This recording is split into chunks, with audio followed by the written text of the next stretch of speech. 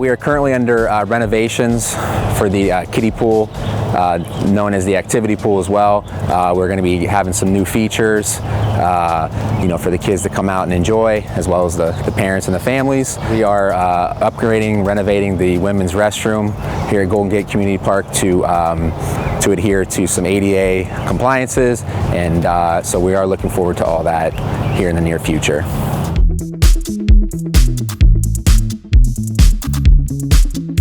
First off, we have our tennis and racquetball court, which is primarily used in the mornings between 8 and 11. We get about probably 50 to 100 people, throughout the week.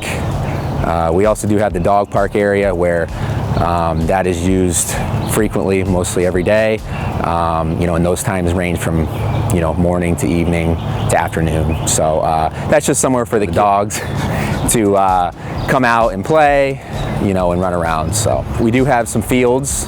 We have 2 softball fields, 1 Little League field, and 1 full-size baseball field that is utilized mainly by Little League, as well as some of our youth programs that Parks and Recs offers here. Boat ramp is part of our park.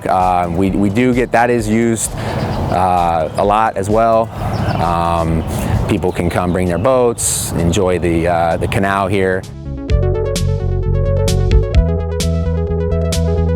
I think this park is special because it is very old. It's one of the first ones that originated with Parks and Recreation. We do a great job of providing for the youth, adults and seniors. Our swim lessons are a big hit. We have started a Swim Central program, which is kind of a feeder into the youth swim lessons. So it is important for us to provide that safe atmosphere for young children. So I would definitely say aquatics is one of our big items here at the park.